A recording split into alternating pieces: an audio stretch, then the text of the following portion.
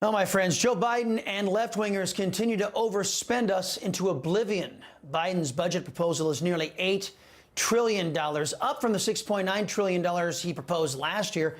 Calls for a 2% federal employee raise, student loan forgiveness, among other left-wing anti-taxpayer priorities.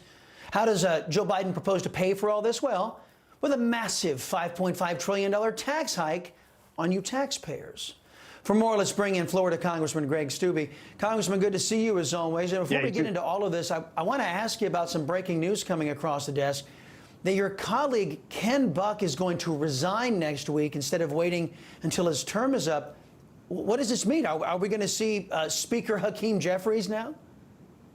Well, it means we have like a one-vote majority, and it's going to depend on who's in the chamber. It puts us in a very, very challenging position. It's going to make the whips operation very challenging and difficult because it's going to be dependent on how many people we actually have in the chamber. So if somebody's out sick, if somebody has a surgery, if somebody can't make it for some reason, you're not going to be able to hold the floor votes, because if you have more Democrats present and voting than Republicans, they can move to vacate the chair and then install their own speaker. So they're going to have to be very cautious when we open up the floor that we have more Republicans present and voting than the Democrats do.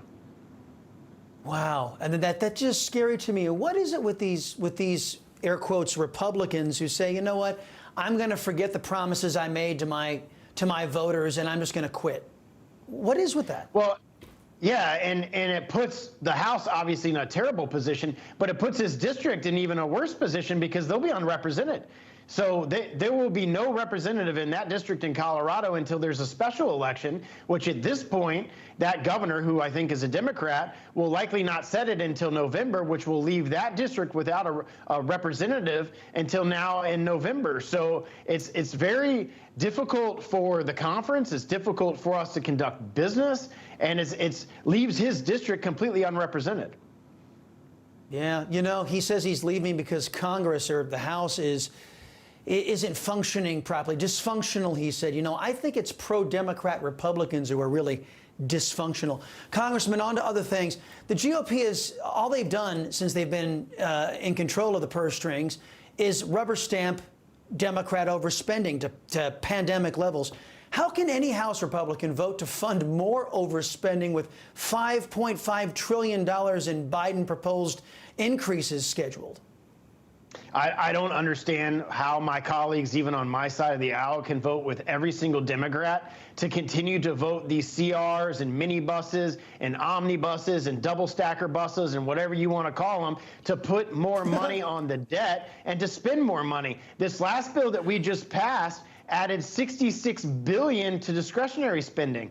So you're adding more money to Pelosi, Biden, and Schumer spending from 2 years ago when they had the White House, the House, and the Senate, and we've done nothing to rein that in. Now, I understand that most of my colleagues, some of my colleagues, don't like the idea of shutting down the government, but in order to get policy goals, that's what we have to do. But to continue to spend money is absolutely the wrong direction to go. When I first got elected to Congress only 5 short years ago, the debt was $21 trillion. It is now $34 trillion and counting, and we are running a $2 trillion deficit each year, and we want to spend more money. The American people put Republicans in charge of the House because they thought that we would come up here and cut spending, and that's absolutely what hasn't happened and what has to happen in order to get our country back on a fiscal path. Well, you know, and I misspoke there. I should have said $5.5 trillion in tax increases, which is Joe Biden's big idea and the Democrats' big idea. You know, it's always government first with Democrats, and however much they got to lay waste to the American people, it's always a secondary or tertiary thought with them. The last thing I have for you, Congressman, is about the sham January 6th committee. We're learning that the illegitimate select committee blocked exculpatory evidence that would have benefited President Trump. Congressman Barry Loudermilk, your colleague, says the committee deliberately blocked the testimony of Trump's former White House Deputy Chief of Staff, Anthony Ornato. Ornato was reportedly going to testify under oath that President Trump did, in fact, offer 10,000 National Guard troops to secure the U.S. Capitol.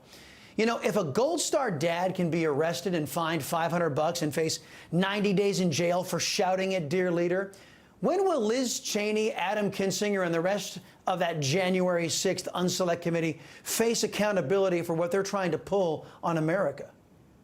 Well, the ones that were Republicans that were on that committee aren't here anymore, so unfortunately the House can't do anything to them specifically. But isn't it interesting? I think this is just the tip of the iceberg of the evidence that they suppressed that we're going to start to learn about because of the good work of Barry Loudermilk. And here's another piece that I hope Mr. Loudermilk goes after. They didn't do anything with Speaker Pelosi. They didn't request her text messages, her information. She was in charge of the House. Therefore, she was in charge of our security. What conversations did she have with our Sergeant of Arms? What conversations did she have with other leaders and staff in the House? The old J6 committee didn't do any investigation whatsoever. The Democrat that was in control said she was completely off limits. Well, maybe we need to start asking those questions, put her under oath, and start asking her tough questions about what her role is, because technically she was in charge of the security in the House. So those breaches were ultimately her responsibility, not anybody else's. Yes, sir. Congressman Greg Stew, we appreciate the time as always here on the Chris Salcedo Show.